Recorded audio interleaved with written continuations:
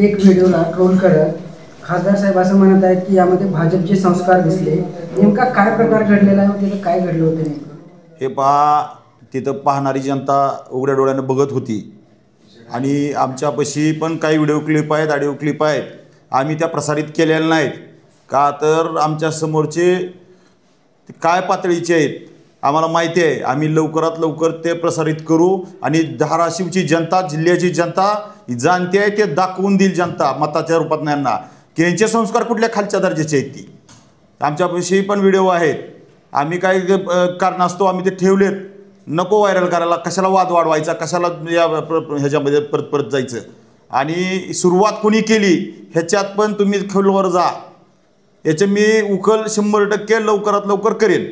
आज जिल्ह्याचे खासदार मराठवाड्याच्या स्वातंत्र्यमुक्ती दिनी काहीतरी महत्त्वाचं आणि जिल्ह्याच्या उपयोगाचं बोलतील अशी अपेक्षा होती.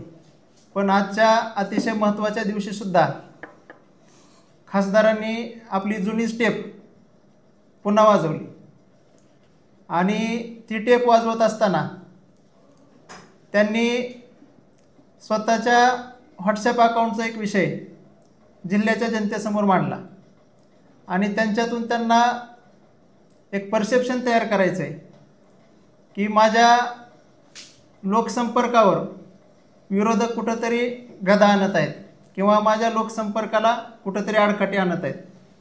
पण प्रत्यक्षात मला खासदार साहेबांना सांगायचं आहे की व्हॉट्सॲपचं जे अकाउंट आहे ही कुठली तरी सोशल मीडियाची टीम लावून किंवा कुणाच्या तरी अकाउंटला रिपोर्ट करून ब्लॉक करता येत नाही. व्हॉट्सॲपचा अकाउंट हा जो व्यक्ती पर्सनली किंवा ग्रुपमध्ये तुमच्याबरोबर चॅट केलेला असेल किंवा तुमच्याबरोबर पहिल्यापासूनच चॅटिंगमध्ये असेल तोच माणूस तुम्हाला रिपोर्ट करू शकतो आणि तुमचा अकाउंट बंद करू शकतो. याच्यामधले आम्ही जास्त तज्ज्ञ नाहीत. पण तुम्ही जो आरोप केला आहे त्या आरोपाच्या अनुषंगानं आम्हीसुद्धा सायबर पोलिसांना विनंती करू, माहिती सूचना यंत्रणेला सुद्धा आम्ही विनंती करू की खासदार साहेबांचं अकाउंट ताबडतोब चालू करून द्या जर कुण्या कारणानं ते बंद पडलं असेल तर. प्रत्यक्षात आजच्या या दिवशी त्यांनी हा विषय का मांडला हे आम्हाला समजत नाही. किंवा कारण एका लोकप्रतिनिधीकडे एकच व्हॉट्सॲपचा अकाउंट किंवा पर्सनली एक अकाउंट आजच्या काळात नाही. इंस्टाग्राम आहे, फेसबुक आहे, दुसरे पण संवादाचे 10 माध्यमं उपलब्ध आहेत ज्याच्यातून की लोकप्रतिनिधी हा जनतेशी संपर्कात राहू शकतो. पण त्यांना नेमका ह्या विषयातून कशाची सहानुभूती घ्यायची आहे हे आमच्या लक्षात येत नाही.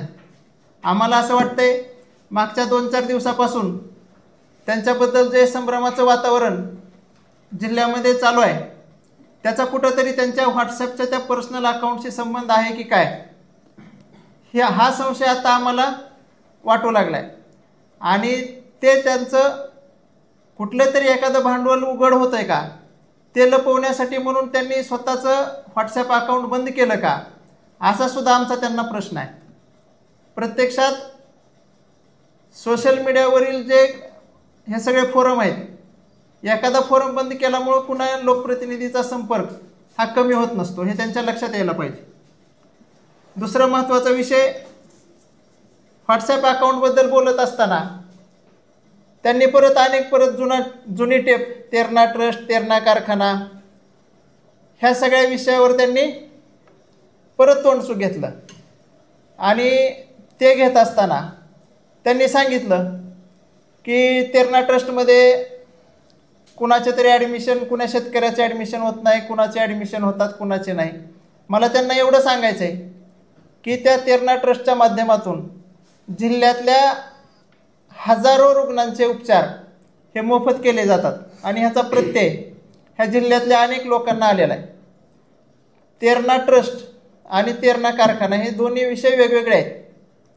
तुम्ही ज्यांना म्हणत होता 2006ला तुम्ही राजकारणात आला, पण 2006 पासून 20 वर्षामध्ये तुम्ही खासदार म्हणून स्वतः एकाही वेळी तेरणा ट्रस्टचा काही संबंध तेरणा कारखान्याशी आहे हे पुराव्यानिशी समोर आणू शकलेला नाही. तरीसुद्धा तुम्हाला कुठंतरी आदरणीय राणादादांच्यावर टीका करण्यासाठी हा तेरणा ट्रस्टचा मुद्दा तुम्हाला काढावा लागतो. दुसरा महत्त्वाचा तुम्ही बोलले आज खासदार साहेब बोलले की ह्यांना जो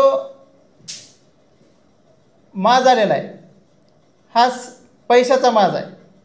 मला त्यांना सांगायचं आहे की 2006 पासून 2020 पासून आदरणीय राणादादा जिल्ह्याच्या राजकारणामध्ये काम करतात. त्यांचं बोलणं कसं आहे, त्यांचं वागणं कसं आहे आणि त्यांनी एकूण ह्या जिल्ह्यातील सर्वसामान्य माणसाबरोबर त्यांचा संपर्क कसा ठेवलेला आहे, हा संपर्क आज कसा ठेवलेला हे पण जिल्ह्याला माहीत आहे.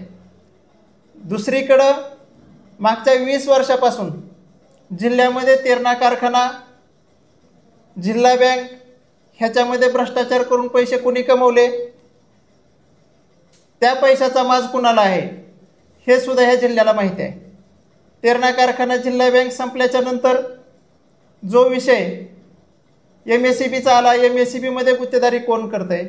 आज पवनचक्क्याची कामं चालू आहेत जिल्हाभर, त्या पवनचक्क्यामध्ये 80% पवनचक्क्यामध्ये कुणाच्या गुत्तेदारी आहेत हे पण जिल्ह्याला माहीत आहे. त्याच्यामुळं पैशाचा माज हा भारतीय जनता पार्टीच्या कुण्या नेत्यांना किंवा कार्यकर्त्यांना यायचा संबंध नाही.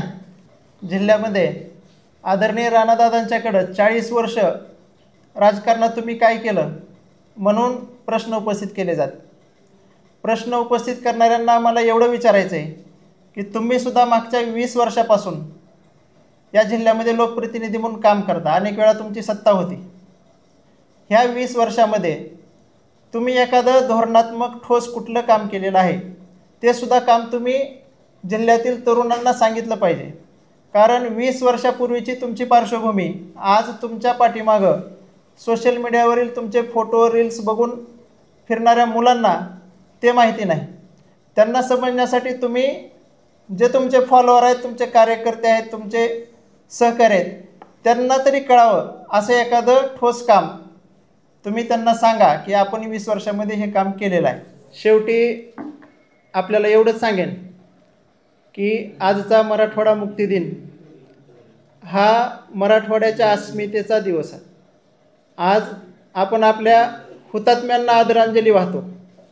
आजच्या पवित्र दिवशी खासदारांनी असं घाणेरडं राजकारण करणं म्हणजे हा हुतात्म्यांचा अपमान आहे असं आम्ही मानतो. जे सन्माननीय खासदार साहेबांनी सांगितलं की अकाउंट हॅक वगैरे केलं, तर आज देशात अशी परिस्थिती आहे की देशातले सर्वच विरोधी पक्ष किंवा विरोधी पक्षातले नेते आपले स्वतःचं अकाउंट स्वतः चालवून सरकारवर टीकात्मक किंवा अन्य बाबीवर ते प्रकाश टाकत असतात. पण देशातलं एकही असं उदाहरण आत्तापर्यंत नाही की एखाद्या टीमनं एखादं अकाउंट, सोशल मीडियाच्या टीमनं एखादं अकाउंट असे रिपोर्ट करून हॅक केलं आहे असं देशात आत्तापर्यंत एकही उदाहरण नाही. हा प्रकार म्हणजे केवळ खोटं बोल पण रेटून बोल की जी नेहमीची पद्धत आहे, त्याला यांच्याकडे याबाबत तोड नाही. जिल्ह्यात खोटं बोलायला दुसरा माणूस सापडणार नाही. आणि असं जर असेल, जर व्हॉट्सअपचा अकाउंट आम्ही इथं बसून हॅक करत असेल तर मार्क झुकरबर्ग आमचा ऐकतो असंच आहे ते. धन्यवाद.